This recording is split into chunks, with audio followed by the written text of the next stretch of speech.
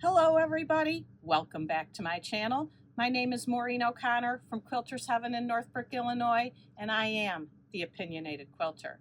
Today's episode, number 48, is ways to keep scraps out of your scrap pile. But before we get to that, let's get to my opinion. Last week I showed you 3 genius ideas. One was Deb Tucker's Diamond Rex unit.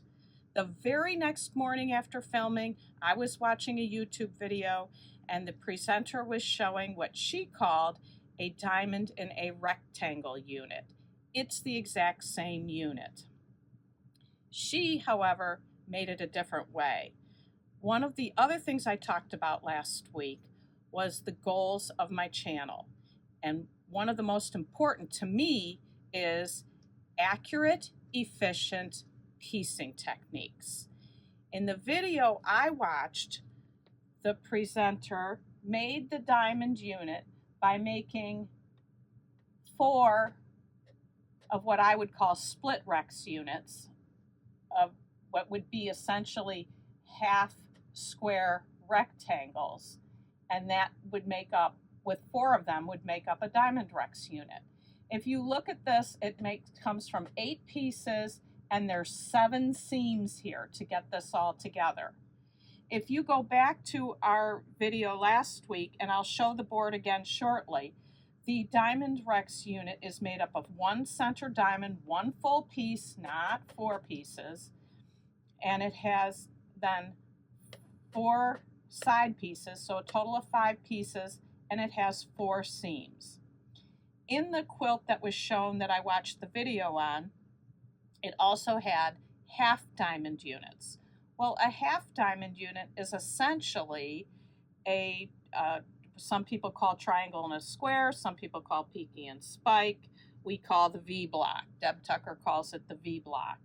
And so her half unit was made with 2 of the split Rex units. So her method had 4 pieces and 3 seams. So you have this extra seam down the center. If you do the V block, you have 3 pieces and 2 seams. Just on the basis of this, you tell me which you think is the best, most efficient way to make this unit. Let me pull this board off, and I want to point out one other important thing. This is what we showed you last week. You just cut your diamond from a strip, which the measurements are all in the instructions. You cut rectangles, cut them with the ruler. And actually, the presenter did her side triangles in this method as well. Sew on 2 sides press, sew on the other 2 sides press, and trim. These were very large diamonds she was making, so I made the biggest size. And to make the half unit, like I said, it's just a V block. It's essentially half of this with a seam allowance, and much more efficient. But the important thing I want to show, and I showed this a few weeks ago, that if you do the 4 seams in here, now this is a square and a square unit, but it's the same idea. These are squares instead of rectangles. If you use 4 pieces, you break up this print. If you use 1 piece, you get the whole print uninterrupted. So if this is the look you're going for, this is definitely a much better way to do it, keeping your diamond in 1 solid piece instead of 4. So always when you're given directions for things, always think about, is that the best way for me to make it, or is there a better way? That's my opinion today. Let's get to the episode. The way to keep the leftovers from your projects from going into your scrap heap is to not put them in. How do you do that? Here is my fat quarter version of the first quilt of the Scrap Fabric Challenge. And in addition to the 15 fat quarters, I also had to add some some look like solids. And after I finished this, I had lots of both of the pieces cut left. I don't want to put those into my scrap pile if I can at all avoid it. So what I did was I made this quilt here because I had lots of 4.5-inch squares. I did almost all the 4.5-inch squares, and then the little pieces I had left over, if you look here, you can see some of them squares are 4 1.5-inch pieces put together. Here I have 2 1.5 and 1 2.5-inch piece. I just wanted to use everything that I had left into a quilt.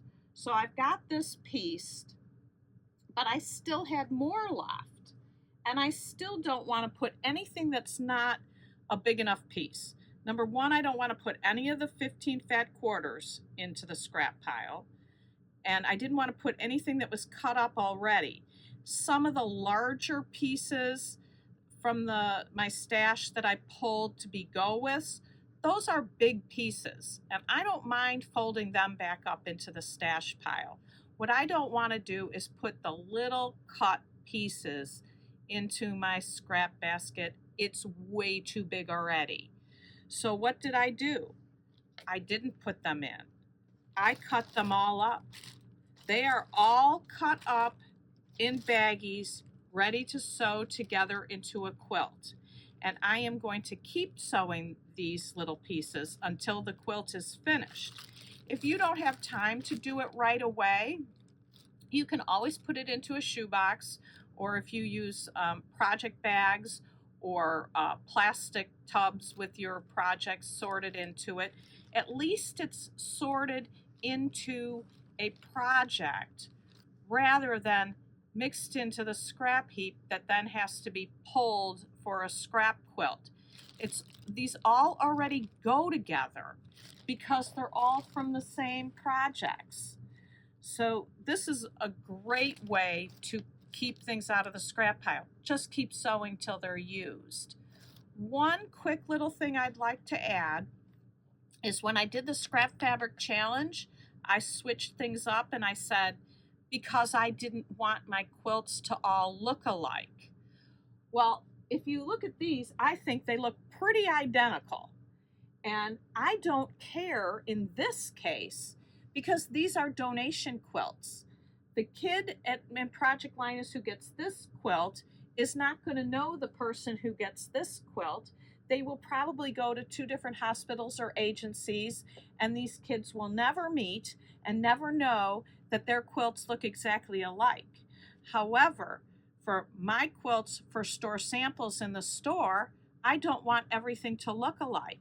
So you need to think about what the end use of your project is and what pieces you have. In one case, I had wildly crazy shaped pieces left from a Jason Yenter quilt, and that's gone already, so given away, so I can't show it to you, but I did not put one single piece in the scrap heap. This is what was made, and all it is wedge-shaped pieces. Now this is a 15-degree wedge. You can use any wedge shape you want, but you can take the leftovers from one project, just cut, and put it together. Truly, not a single morsel from this quilt went into my scrap heap. So you have to know what pieces you have. In this one, I had wildly shaped pieces. In this one, I had lots of 4.5-inch squares. So for your leftovers quilt, you need to assess what you have and make the best choice you can to use up those scraps, or I should say leftovers, so they don't become scraps in your scrap heap. I hope this helps you manage the volume of your scraps. If you found value in this video, please like, share, and subscribe. And until next time, happy sewing.